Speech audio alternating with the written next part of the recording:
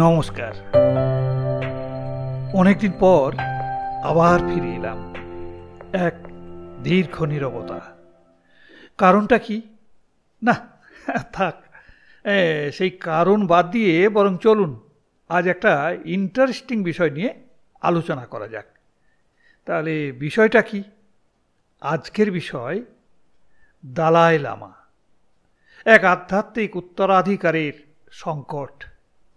আপনারা সবাই জানেন যে তিব্বত এক উচ্চভূমির দেশ, যার ইতিহাসে মিশে আছে অহিংসার ও করুণার এক শাশ্বত পথ।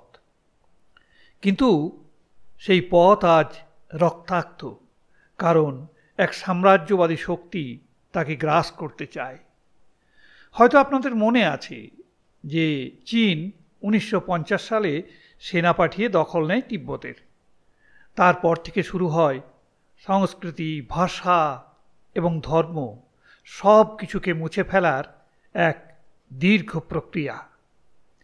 তিব্বতের বর্তমান নাম সিজাং। তিব্বতীদের নাম, ভাষা, এমনকি পোশাক পরিধানেও চীনা হস্তক্ষেপের ছাপ একেবারে স্পষ্ট। জাতিসংঘ জানিয়েছে যে 10 লাখ শিশু জোরপূর্বক আবাসিক স্কুলে পাঠানো হয়েছে।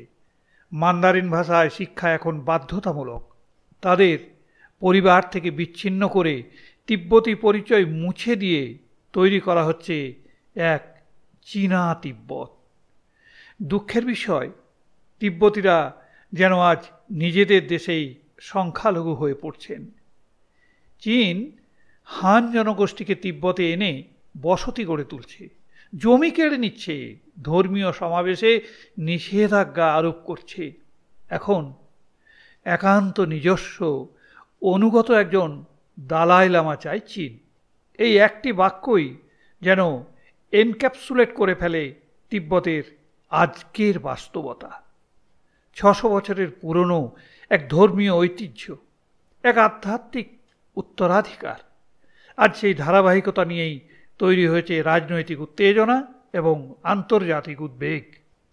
দালাই লামা শুধু এক ব্যক্তি নন, তিনি প্রতীক, তিব্বতের সংস্কৃতি, আত্মা, সংগ্রাম আর স্থিতির প্রতিচ্ছবি। তাই তাঁকে ঘিরে চীনের ষড়যন্ত্রও সীমাহীন। বর্তমান দালাই লামা তেনজিন গ্যাতসো, যিনি তিব্বতী বৌদ্ধ ধর্মমতে চতুর্দশ দালাই লামা। তিনি নিশ্চিত করেছেন যে তার মৃত্যুর পরও একজন উত্তরসূরি থাকবেন। এতে বহু তিব্বতীর উদ্বেগের হয়তো অবসান হয়েছে, কিন্তু চীন তাদের অনুগত একজন দালাই লামা চায়। তারা জানে যে এই একটি নামেই ধরে রাখা যায় তিব্বতের আত্মাকে। 1959 সালে চীনা আগ্রাসনের পর দালাই লামা ভারতে আশ্রয় নেন। ধর্মশালায় তার নির্বাসিত দপ্তর থেকেই পরিচালিত হচ্ছে এই ঐতিহ্যের লড়াই। তিনি বলেছেন, আমি আবারও বলছি, ভবিষ্যতে দালাই লামার পুনর্জন্মকে স্বীকৃতি দেওয়ার অধিকার একমাত্র গাদেন ফোদ্রাং ট্রাস্টেরই আছে। এ নিয়ে চীনের অসন্তোষ গভীর। তারা বলে যে দালাই লামার পরবর্তী পুনর্জন্ম নির্ধারণের অধিকার শুধুই তাদের। এখানেই শুরু হয় সংঘাত। ধর্ম, রাজনীতি আর কূটনীতি মিশে যায় এক জটিল খেলায়।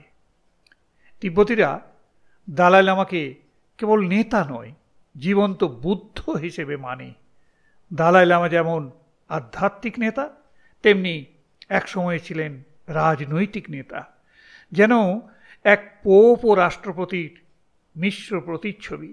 এই যে তাঁর ঘোষণা যে পুনর্জন্ম নাও নিতে পারেন, এবং তার সিদ্ধান্তেই যদি এই ঐতিহ্য শেষ হয়, তবে সেটিই হবে চীনের কল্পিত উত্তরসূরির সর্বশক্তি হরণ করার কৌশল। 2011 সালে তিনি রাজনৈতিক ক্ষমতা হস্তান্তর করেন প্রবাসী সরকারের হাতে। এই সরকার গণতান্ত্রিকভাবে নির্বাচিত হয়, কিন্তু আন্তর্জাতিক স্বীকৃতি আজও অধরা।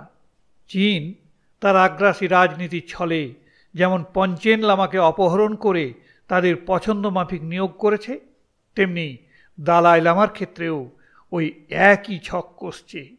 তবে বিশ্বের কিছু দেশ, বিশেষ করে ভারত, আমেরিকা, চীনের এই নিয়ন্ত্রণ চেষ্টা নস্যাৎ করতে উদ্যোগী।